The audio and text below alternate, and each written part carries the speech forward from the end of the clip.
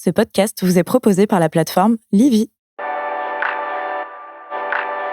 Bonjour, je m'appelle César Ancel-Enseigne. Je suis médecin généraliste et urgentiste. Vous êtes sur le podcast Patient, saison 2. Bienvenue dans Parole d'expert.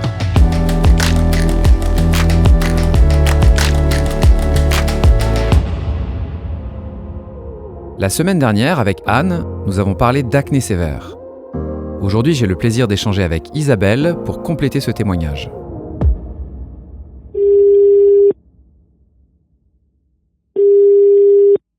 Bonjour Isabelle. Bonjour César. Isabelle, est-ce que je peux te tutoyer ? Mais bien sûr. Est-ce que tu peux te présenter en quelques mots ? Je suis Isabelle Crozet, dermato-vénéréologue. Je consulte en libéral et téléconsulte sur la plateforme Livy. On va parler d'acné aujourd'hui. Est-ce que tu pourrais expliquer, déjà pour commencer, ce que c'est l'acné ? Donc l'acné, c'est une pathologie dermatologique qu'on retrouve chez l'adolescent le plus souvent, mais également chez l'adulte, qui est caractérisée par trois phénomènes. En fait, la peau qui est trop grasse, c'est l'hyperséborrhée. La peau qui se referme sur ce sébum et qui donne des lésions qu'on appelle rétentionnelles, c'est-à-dire des microkystes qui peuvent être ouverts, c'est les comédons, les points noirs dans le langage courant, ou fermés, c'est des microkystes ou des grains de milium. Et puis tertio, c'est l'inflammation qui résulte de l'infection par une bactérie qui est le Propionibacterium acnes. Et ce sont ces trois phénomènes qui provoquent l'acné. Et est-ce que tu pourrais nous en dire un peu plus sur les kératinocytes ? Ce sont ces cellules de peau qui s'accumulent ? Les kératinocytes, ce sont les cellules qui constituent la couche cornée, c'est-à-dire la plus superficielle de l'épiderme. D'accord. Et donc, pendant l'acné, ces cellules, elles se multiplient plus aussi, c'est ça ? Oui, elles se différencient en kératinocytes et elles bouchent les pores. D'accord. Et donc, tu nous as parlé de bactéries. Ce qu'il faut savoir, c'est que sur notre peau, on a des bactéries, mais c'est normal en fait qu'elles soient là, ces bactéries. Bien sûr, oui. On a sur la peau plus de cellules de micro-organismes que de cellules qui nous constituent. Ouais, mais c'est intéressant ça. C'est-à-dire que on parle beaucoup du microbiote digestif, mais ça, c'est le microbiote cutané, c'est ça ? Exactement. D'accord. Et c'est les déséquilibres qui constituent beaucoup de pathologies dermatologiques. Et donc, dans l'acné, en fait, ce qui se passe, c'est que cette accumulation de cellules et de sébum, il va y avoir une interaction avec des bactéries qui sont sur notre peau de façon normale, mais qu'est-ce qui va se passer ? Elles vont se développer, leur cible, c'est ce fameux bouchon corné, enfin les microkystes et les comédons, qui vont servir de cible à cette bactérie et qui vont créer l'inflammation, le gros nodule, la papule, la pustule, etc. Toutes ces lésions inflammatoires et rouges. D'accord. C'est pour ça qu'une acné...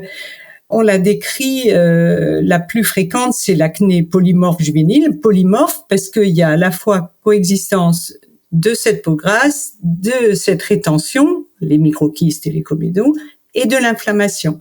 Après, il y a des acnés purement inflammatoires, où on n'a pas du tout de rétention de microcomédons, mais elles sont beaucoup plus rares. Très clair. Donc là, on va partir sur l'acné classique que la plupart des adolescents rencontrent à un stade plus ou moins évolué.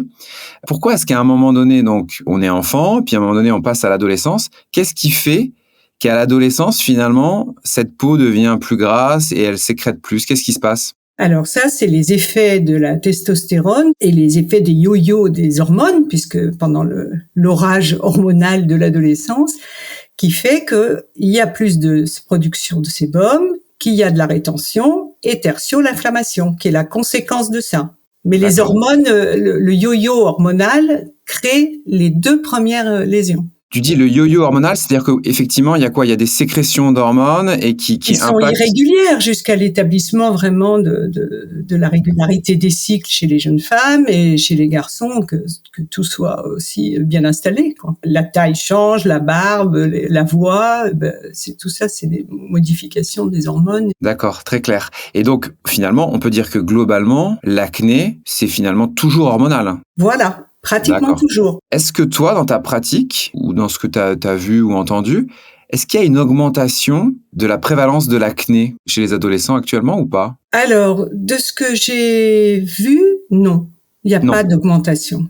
D'accord. Il y a peut-être une prise en charge, une demande de prise en charge qui augmente. Après, on a aussi des difficultés à la prise en charge qui font qu'il y a des acnés qui s'aggravent sans être pris en soin et qui sont plus ennuyeuses et qui laissent plus de cicatrices s'il n'y a pas de prise en charge. Et c'est vrai que c'est moins toléré au fur et à mesure des années. Il y a une demande plus importante, je pense, à laquelle on ne répond pas, on répond de moins en moins. À laquelle, du fait de la pénurie. Oui, c'est ça. C'est que c'est difficile d'y répondre du fait de la pénurie de dermatologues, c'est ça? Voilà. Après, il y a beaucoup de médecins généralistes qui s'y attellent aussi, mais il y a aussi le problème de la prise en charge des médecins généralistes, de l'accès aux soins. Quand on a des boutons ou des points noirs, est-ce qu'on peut les percer ou il faut pas les percer? Alors, les points noirs, on peut... Bon, il y a des produits qui aident. Si on n'a que des points noirs, on peut éventuellement les percer. Ça fait un mal de chien. D'accord. C'est souvent les mamans qui font ça à leurs garçons. Ils en gardent des très mauvais souvenirs, mais on peut. Voilà, si on le fait proprement. D'accord. En revanche, si on a les microkystes qui sont fermés, c'est déjà plus délicat. Parce que nous, on les évacue, mais on agrandit le petit orifice, le petit opercule. Et les boutons inflammatoires, surtout pas. Pourquoi? Parce que ça laisse des traces, des cicatrices, et que de toute façon, on les évacue pas. D'accord. Il y a une inflammation plus profonde et on ne fait qu'aggraver et faire des traces. Oui, donc ça, c'est ce que je dis aux patients. Ça fait des siècles, tout le monde a essayé et on sait que ça ne marche pas. Ça, il faut pas toucher un bouton inflammatoire. Les points noirs, à la limite, avec. Voilà. Donc, les points noirs, à la limite, tu dis, on peut essayer de produits, mais surtout, dès que ça devient rouge, douloureux, on évite d'y toucher. Exactement. Je crois que savoir qu'ils vendent dans les pharmacies ou parfois des petits patchs, des petites solutions locales sur les boutons justement inflammatoires ou qu'est-ce que tu en penses? On peut, oui, bien sûr, des petits patchs avec un peu d'acide salicylique pour faire remonter un peu le bouton, limiter la couche de kératinocytes et faire que le bouton s'évacue plus volontiers et qu'il reste moins longtemps. Mais ça va pas régler la question. Mais sur un bouton isolé, oui, les petits patchs qui sont vendus en pharmacie, il y a plusieurs marques labo qui font ça c'est bien, oui. D'accord. Isabelle, est-ce qu'il y a un lien entre l'alimentation et l'acné? Alors, de prouver non. D'accord. Mais moi, j'encourage les patients à s'observer. D'accord. Et qu'en effet, l'absorption de sucreries, de produits gras, souvent favorise quand même. Ça, c'est le mécanisme de la séborrhée. Mais on n'a jamais fait une étude vraiment... on n'a jamais réussi à mettre en évidence. Il semble pas avoir d'études très nettes à ce sujet-là, mais toi, sur ta pratique et sur le retour des patients, des fois, tu as constaté que sur un rééquilibrage alimentaire, il y avait parfois une amélioration de l'acné. Et même sur le lait, tu n'as jamais rien entendu parler parce que... Ah si, le lait, j'en ai entendu parler. Oui, d'accord. Tout à fait. Oui, certains patients voient un bénéfice à diminuer les laitages. Oui. Si. Ouais. Mais je le vois, mais j'ai pas d'études vraiment à certifier. Oui. Voilà. Oui, mais c'est ça, c'est que dans certaines situations, en fait, nous, on n'a pas d'études à se mettre sous la dent et ça fait pas partie des recommandations, mais on a ce que nous disent parfois les patients concernant certains aliments et que c'est pas spécifique à la peau finalement, même pour des pathologies rhumatologiques. Dis-moi, est-ce que tu peux me faire un petit rappel sur les différents types d'acné? Parce que il y a des acnés qui sont très légères et il y a des acnés qui sont très sévères. Alors, ça va être en rapport avec la surface atteinte. D'accord. Déjà, parce qu'il y a sur le visage, en général, une acné discrète, c'est souvent chez le plus jeune, et ça va atteindre le front, le nez, le menton, avec très peu de lésions inflammatoires et plutôt quelques microkystes et comédons. On va dire 2-3 chez les jeunes filles avant les règles, chez les garçons un peu comme ci, comme ça. Ça, c'est l'acné discrète. Après, l'acné modérée va commencer à avoir plus d'inflammation. C'est surtout sur l'inflammation qu'on le cote. Atteindre les joues, atteindre les tempes. Et puis après, l'acné sévère, c'est des nodules. C'est-à-dire que l'acné modérée, c'est des pustules. Des papules et des pustules. Et l'acné sévère, ce sont des nodules, c'est-à-dire que c'est en profondeur, il n'y a même pas de petite pustule qui apparaît en surface, c'est douloureux et puis surtout c'est délabrant, entre guillemets, ça laisse des cicatrices avec une perte d'élasticité, enfin l'élastolyse, et que ça laisse des cicatrices déprimées. Et puis il y a l'atteinte du dos qui peut être plus ou moins sévère et qui fait rentrer aussi dans la catégorie sévère. C'est-à-dire que quand on a une acné du dos, on fait partie des acnés sévères ? C'est rarement isolé, l'acné du dos. C'est rarement isolé. On a aussi le visage. D'accord. Mais oui, une acné du dos et du torse, souvent ça va ensemble aussi, du décolleté, ça peut faire rentrer dans l'acné sévère. Juste les principes du traitement de l'acné selon la gravité. Alors, on commence par des soins locaux. D'accord. Donc des crèmes. Voilà, des crèmes. Alors, on a plusieurs sortes de crèmes. Si c'est à prédominance inflammatoire, on a les peroxydes de benzoïle. D'accord. On a aussi les antibiotiques locaux, c'est l'érythromycine et la zindacline. Et puis, pour la prise en charge des comédons des lésions rétentionnelles, on va dire, c'est plus simple, les dérivés de la vitamine A acide. Alors, soit la dapalène, soit la vitamine A acide, la trétinoïne. Ça, c'est les soins locaux. D'accord. Après, c'est bien d'associer à certains cosmétiques qui aident d'une part à tolérer le traitement, qui font la protection solaire. On a besoin, selon les lésions inflammatoires, d'un traitement par voie buccale, par voie générale. D'accord. Alors, le premier, c'est le zinc. Le plus soft, c'est le zinc, qui existe sous forme de granules ou de comprimés et qui est réservé aux adolescents et qui va bien prendre en charge la partie inflammatoire. Après, on passe aux antibiotiques, aux cyclines, qui se font. Alors, effet secondaire principal, c'est la photosensibilité. Donc, ça se fait plutôt pendant l'automne, l'hiver. Il faut au moins 3 mois. Ça n'agit qu'au bout d'1 mois. C'est en général bien toléré. Petits troubles digestifs assez rares, mycose peut-être chez les jeunes femmes, mais c'est assez rare aussi. En général, ça se passe bien. Et on l'associe aussi à un traitement anti-inflammatoire et anti-rétentionnel. Oui, c'est important. C'est que souvent, en fait, ce qu'il y a, c'est qu'il faut associer un médicament qui agit sur l'inflammation et un médicament qui agit sur la production de sébum, c'est ça ? Exactement. Ouais. Et sur la kératinisation excessive. D'accord. Une question aussi un peu classique. Est-ce que le soleil améliore ou aggrave l'acné ? Alors, le soleil, c'est le faux ami. Il améliore dans le sens qu'il épaissit la peau, la couche de kératinocytes, et du coup, ça enferme un peu le problème. D'accord. À la rentrée, c'est la punition, c'est la poussée de la rentrée. D'accord. Surtout pour les acnés du dos, par exemple. Alors là, ils ont plus rien, ils bronzent à fond, et après, paf. Et après, ça ressort, Ok, donc les personnes qui sont touchées par l'acné, leur dire d'éviter l'exposition solaire ou de bien se protéger. Exactement. Alors, éviter pour le dos, dans la mesure du possible. Et le visage, il faut prévoir une protection solaire parce que de toute façon, ça va faire ce que je viens de dire, ça va le faux ami, mais également ça va pérenniser les traces. Et quand tout l'hiver, on a été sous antibiotiques pour justement limiter la sortie des nodules, faire qu'ils partent plus vite, etc., et que la cure a marché, mais qu'il reste des petites traces rosées, c'est mieux d'avoir une protection solaire. Bon, de toute façon, ça va de soi. Tu peux nous faire juste un petit rappel qui n'a pas vraiment un rapport avec l'acné, mais vis-à-vis du soleil et du vieillissement cutané et des cancers cutanés. Exactement. Donc, le soleil, la peau est sympa, elle répare. Quand on est jeune et qu'on a de l'acné, bien sûr, on répare parfaitement les effets délétères des UV, mais à la longue, la peau va fatiguer et c'est les cancers de peau qui arrivent plus tard dans la vie.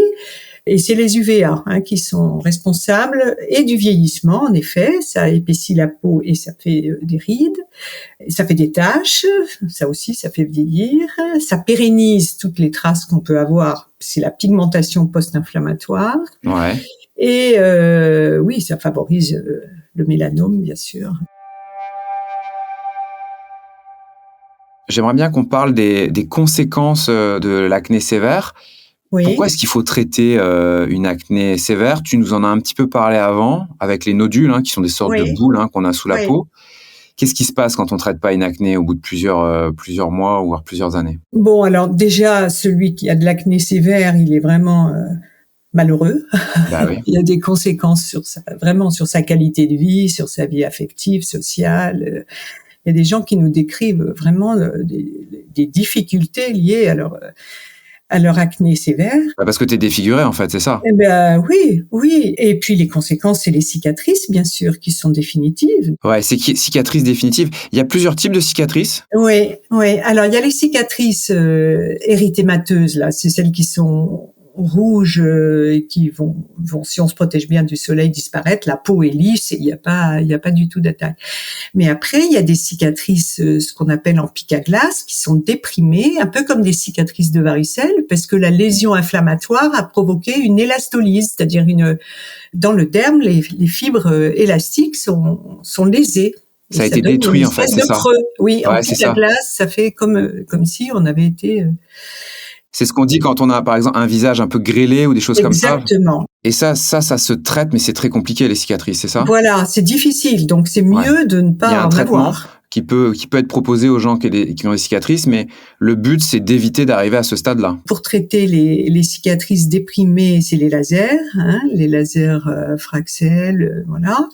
On peut aussi faire du laser de remodelage. D'où l'intérêt de traiter une acné sévère.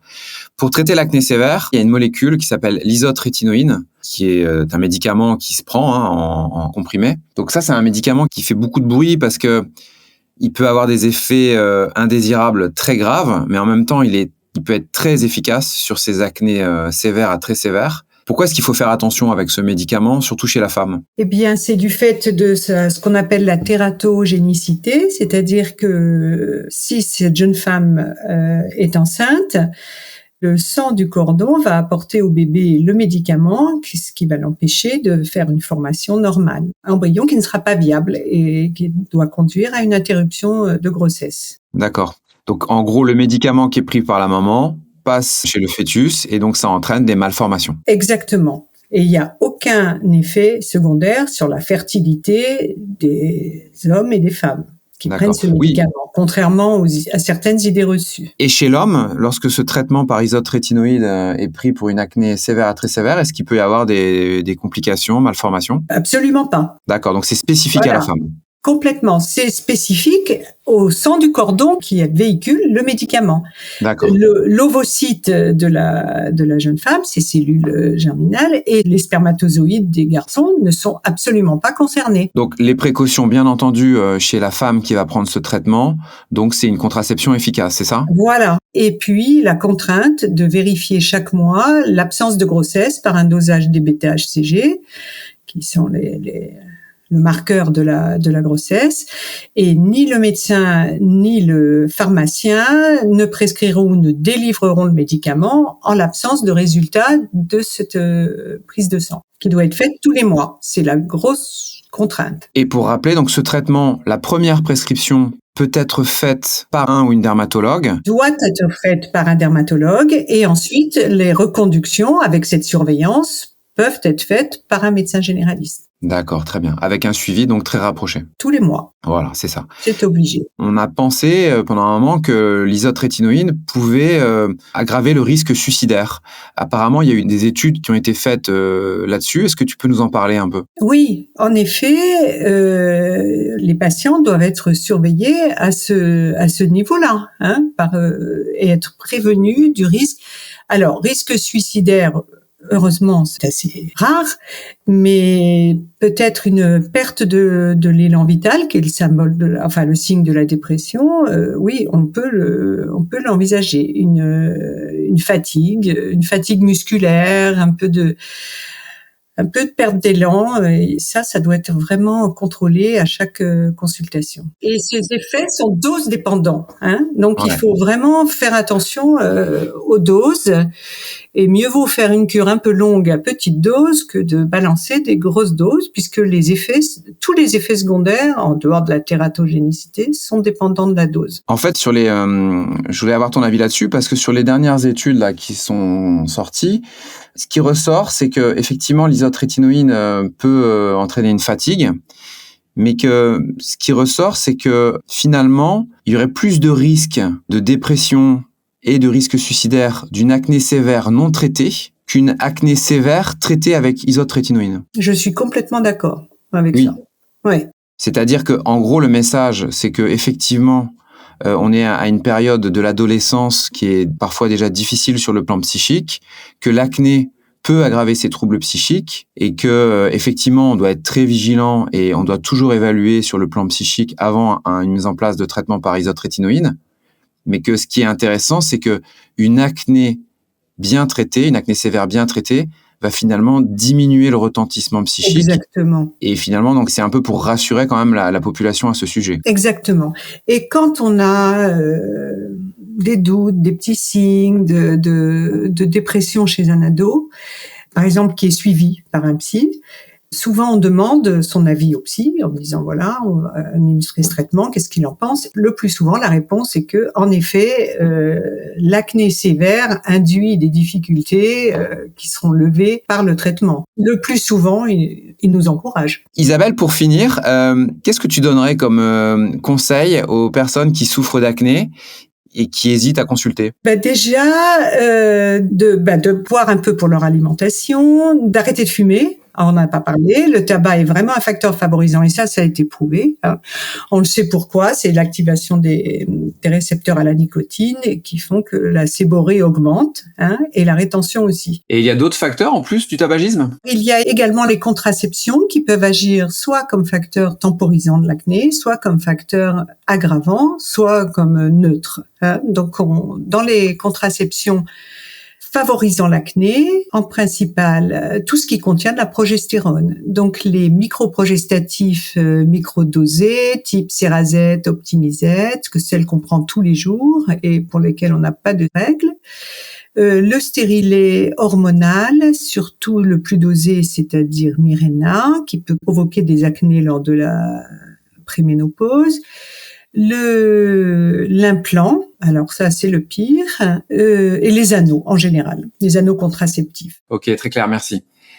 Est-ce que tu aurais un dernier mot pour tous les patients qui souffrent d'acné et qui se lancent dans un traitement? Oui, alors c'est ingrat. Les traitements sont difficiles parce qu'ils mettent du temps à agir, que ça demande beaucoup de constance, mais qu'il faut tenir bon parce que ça marche. Et que par ailleurs, donc, en arrêtant le tabac, en essayant de voir avec un gynéco pour sa contraception, en faisant attention aux produits qu'on met, parce que savoir que si on se lave trop pour enlever ce sébum, de toute façon la peau n'a qu'une solution, c'est en reproduire encore. Donc c'est une espèce de cercle vicieux. Donc prendre des produits doux pour se nettoyer le visage, ne pas enfermer les boutons sur des maquillages trop épais ou huileux, parce que ça contribue à boucher les pores, ne pas gratter. On peut maquiller, il y a des produits adaptés pour ça dans différentes marques de cosmétiques. Et puis surtout pas tripoter pour pas avoir de cicatrices et voilà, nous faire confiance. On a des traitements adaptés. C'est un traitement pour lequel on doit établir une grande confiance avec son médecin et il y a aucune cure ne se ressemble parce qu'on adapte les doses, on est à l'écoute. Ouais, c'est important de préciser ça. Je suis complètement aligné.